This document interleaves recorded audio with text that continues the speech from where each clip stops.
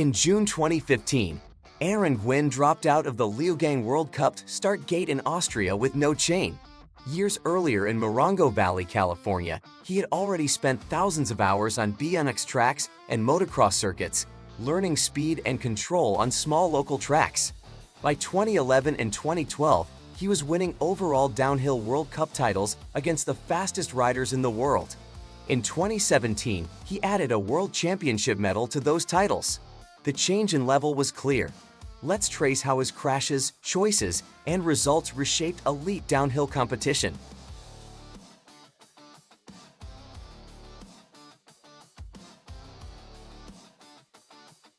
Aaron Gwin was born in 1987 in San Bernardino, California, and grew up in nearby Morongo Valley. By the mid-1990s, he was racing BMX at national events across the United States. He followed structured training and race routines set by experienced adults. Starts and sprint speed were constant priorities at those races. Those early seasons built basic explosiveness and bike control. They formed the base of his later career as a gravity rider.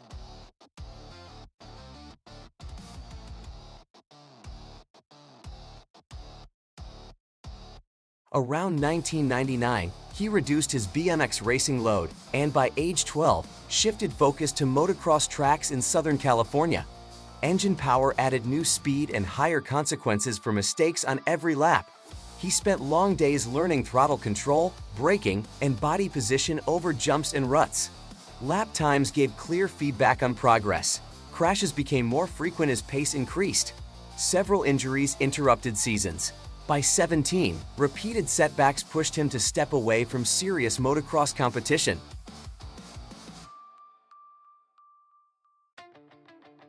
After leaving full-time motocross around 2005 in Southern California, he finished high school and considered college while mostly riding for fun on local trails. Competitive racing temporarily stopped. In early 2008, at age 20, a downhill racer friend loaned him a bike for a local race in Fontana, California. The course was steep, dusty, and unfamiliar to him. He placed third in his first downhill event. That result was unusual for a newcomer starting in elite fields. He went from no racing to podiums within months.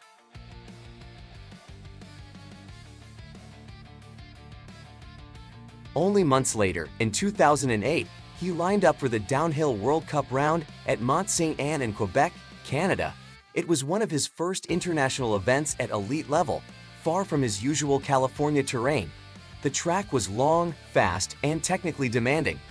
This was a different scale from his earlier regional races. He finished 10th in the elite men's field. That finish was the first American men's top 10 at a World Cup downhill since 2004. It was a clear benchmark for his career. Teams began viewing him as a genuine overall threat.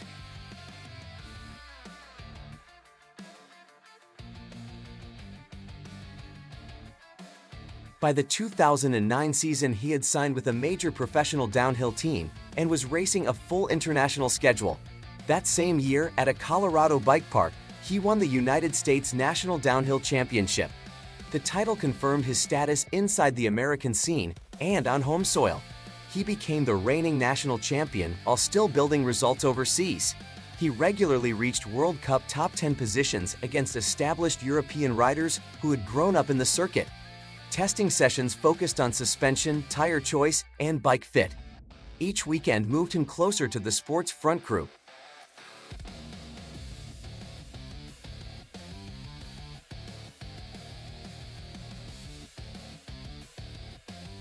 The 2011 World Cup season became his first dominant campaign, with rounds in South Africa, Austria, Canada, the United States, and Italy. Racing for a new program that year, he targeted the series overall rather than isolated events. He won 5 of 7 World Cup rounds, including races in South Africa, Austria, Canada, the United States, and Italy. Each venue demanded a different skill set. He secured the overall title before the final round. It was a historic first for an American downhill racer.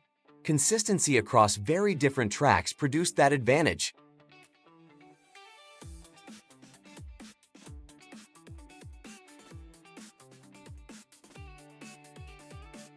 In 2012, he returned to the World Cup circuit, aiming to defend the overall title, including races in Leogang, Austria.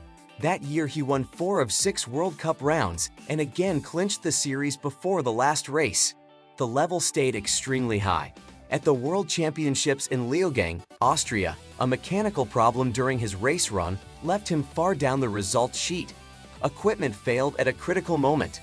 The contrast with his regular World Cup wins was sharp. Season-long points and single-day medals rewarded different forms of performance.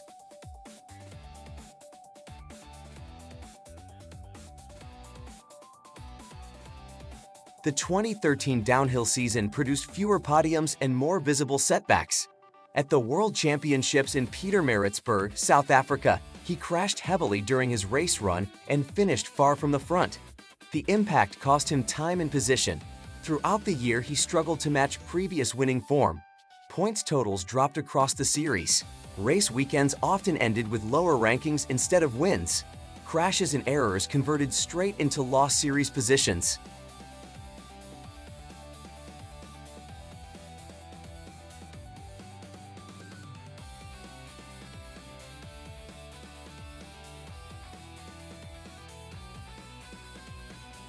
Results improved again in 2014 as he adjusted to new equipment and refined training. That year he won the season-opening World Cup round in Pietermaritzburg, South Africa, and took another United States national downhill title. The comeback was clear. At the Leogang World Cup, his rear tire went flat almost immediately out of the start gate and came off the rim. He still guided the bike to the bottom at race pace. The run was widely shared within racing circles. It highlighted his control under extreme equipment failure.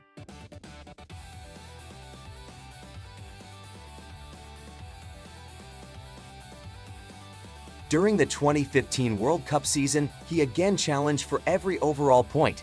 He won multiple rounds across Europe and North America and secured another series title against a deep field. At Leogang in June 2015, his chain snapped as he pushed out of the start gate. He did not pedal once on the entire run. He completed the course and still took the win. That victory became one of downhill's most replayed race runs. It demonstrated how efficiently he carried speed through technical terrain with no drivetrain.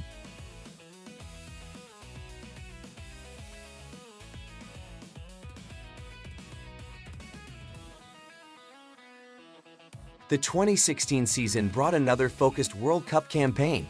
He opened the series with a win at Lourdes in France and added further podiums, including another victory at Leogang. His previous results meant every round drew close attention.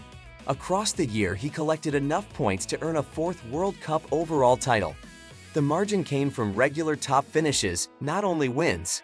Finishes near the front kept his overall lead secure.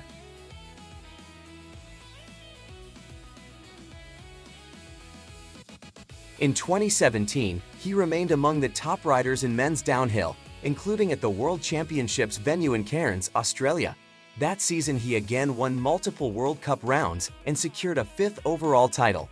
The sustained run of titles was rare. At the World Championships in Cairns, Australia, he finished 3rd in the elite men's final. It was his first World Championships medal. His results that season confirmed him as one of the most successful downhill racers of his era.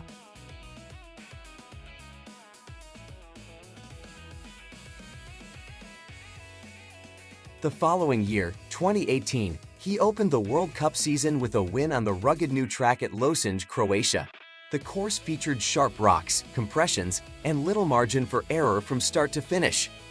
After that round, injuries began to interrupt his later races. In 2019, during practice for a World Cup event in Valnoord, Andorra, he struck a tree and separated joints in both shoulders. Recovery was slow and methodical, with time away from full-speed runs. That period reduced his presence on podiums.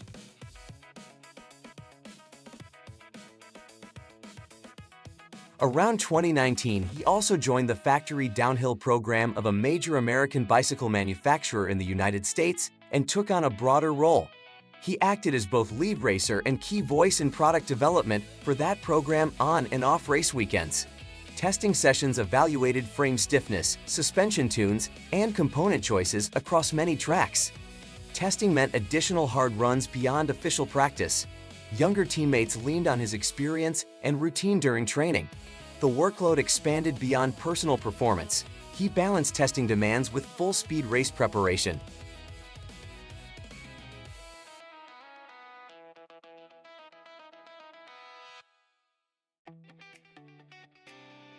By late 2021, he renewed his contract with that program in the United States for additional seasons and continued racing the World Cup Series.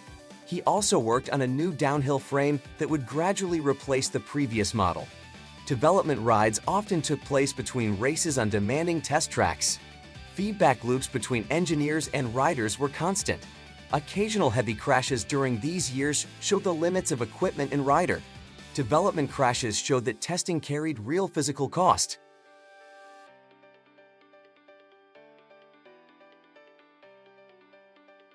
At the end of 2023, he left that long-running factory structure in the United States and in 2024 began racing under his own independent program.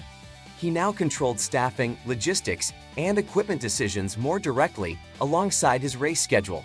Alongside racing, he increasingly worked as a course consultant. For the 2025 World Cup round at Whiteface Mountain in Lake Placid, New York, he designed the downhill track used by the elite fields. The course gained immediate attention within the racing community. His influence had shifted from only writing tracks to shaping them. Across his career, Aaron Gwin moved from early BMX sprints and motocross laps to repeated downhill World Cup titles and later course design work. His actions expanded from simply entering races to shaping teams, equipment, and tracks themselves over many seasons at the highest level. What separates him in downhill racing is the combination of overall titles, unusual problem-filled yet successful race runs, and long visibility at the top level. Large risks, mechanical limits, and public results have always been tightly connected in his career. If you enjoyed the video, don't forget to like and subscribe so you don't miss what's next.